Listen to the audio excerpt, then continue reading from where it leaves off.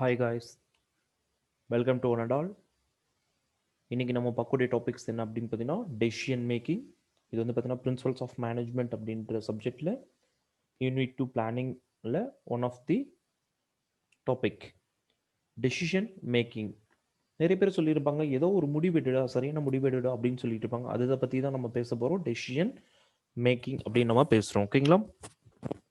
So next பார்த்தீங்க அப்படின்னா decision making அப்படின்னா டெஃபினேஷன்ஸை பொறுத்தளவுக்கு பார்த்தீங்கன்னா decision making is the process of involving information, choice of alternative action, implementation and evaluation. So என்ன இதுக்கான அர்த்தம் அப்படின்னா இப்போ நம்ம ஒரு வேலை செஞ்சுட்ருக்கோம் அப்படின்போது அதுக்கு ஆல்டர்னேட்டாக நம்ம ஒரு விஷயம் வந்து ரெடியாக வச்சுக்கணும். ஓகேங்களா? எக்ஸாம்பிள் இப்போ வந்து பார்த்திங்கன்னா நம்ம ஒரு 4 வீலர் இருக்குது, கார் இருக்குது அப்படின்னா எக்ஸ்ட்ராவாக ஒரு வீல் வந்து நம்ம கொடுத்துருப்பாங்க. ஓகேங்களா? ஸோ அந்த வீல் எதுக்காக அப்படின்னா ஒரு வீலில் பஞ்சர் ஆன சமயத்தில் இந்த வீலை நம்ம ஆல்டர்னேட் பண்ணிக்கலாம் அப்படின்னு முன்கூட்டியே நம்ம ஒரு முடிவெடுத்து வைக்கிறோம்.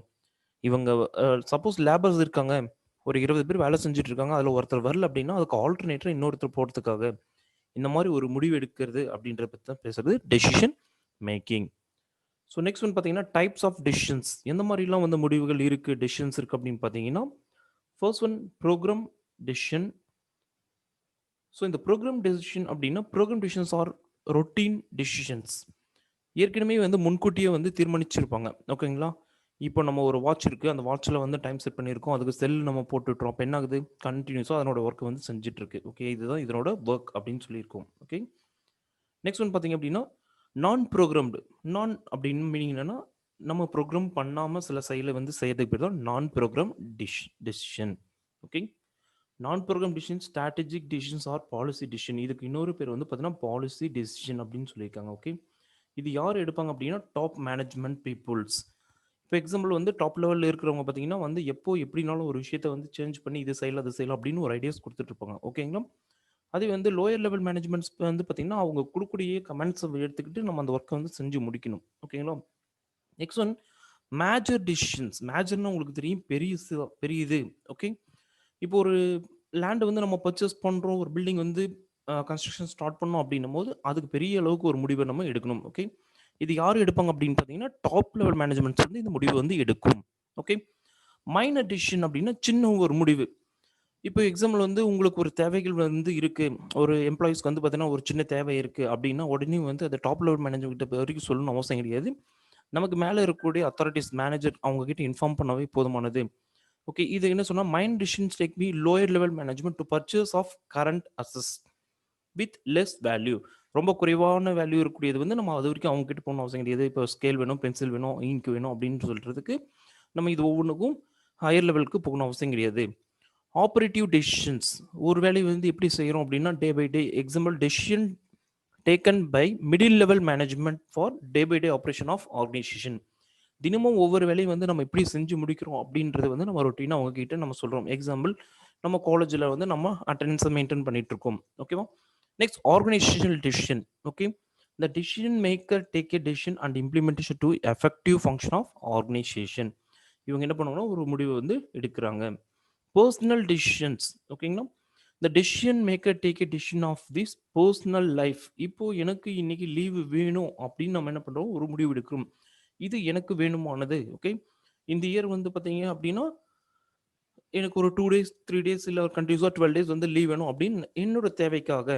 Okay, next individual decisions. ஒவ்வொருத்தருக்கும். Okay, the decision maker member of organization while taking an individual decision he delegated with authority to take individual decisions. இப்போ இண்டிவிஜுவல் டிசிஷன்ஸ் அப்படின்னா அவங்கவுங்களுக்கு ஒரு உரிமையை நம்ம கொடுக்குறோம். ஓகேங்களா? எல்லாரும் ஒரே மாதிரி நம்ம செயல்படணும் அப்படின்னு நம்ம சொல்ல முடியாது. ஓகேங்களா? அவங்கவுங்க சில விருப்பத்துக்காக. இன்னொன்று வந்து குரூப் டெசிஷன்ஸ். ஒரு வேலையை செஞ்சு முடிக்கணும் அப்படின்னா நம்ம வந்து எப்படின்னா குரூப் ஆக்டிவிட்டீஸ் கம்பல்சரி இருக்கணும்.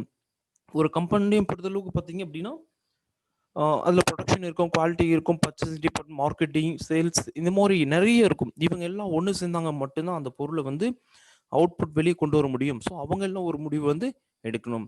Next departmental. இதில் வந்து ஒவ்வொருத்தருக்கும் ஒவ்வொருத்தர் கீழே வந்து வேலை செய்வாங்க. இப்போ ப்ரொடக்ஷனுக்கு ஒரு மேனேஜர் இருப்பார், நெக்ஸ்ட் வந்து பர்ச்சேசிங் ஒரு மேனேஜர் இருப்பார், குவாலிட்டிக்கு ஒரு மேனேஜர். இவங்கெல்லாம் பார்த்தீங்கன்னா அவங்கவுங்க டிபார்ட்மெண்ட் வைஸில் ஒரு டிசிஷன் எடுப்பாங்க. நான் எக்கனாமிக் டிசிஷன்ஸ். இப்போ பொருளாதாரத்தோட இன்க்ளூட் இல்லாமல் சில டெசிஷன்ஸ் வந்து எடுக்கிற மாதிரி இருக்குது. லெவல் ஆஃப் மேனேஜ்மெண்ட் அவங்கவுங்க இடத்துக்கு தகுந்த மாதிரி. நெக்ஸ்ட் வந்து கிரிசி decision. a decision to make unexpected situation. எதிர்பாராத ஒரு சமயம் வரும்போது அந்த இடத்துல ஒரு முடிவை நம்ம எடுக்கணும். ஓகேங்களா?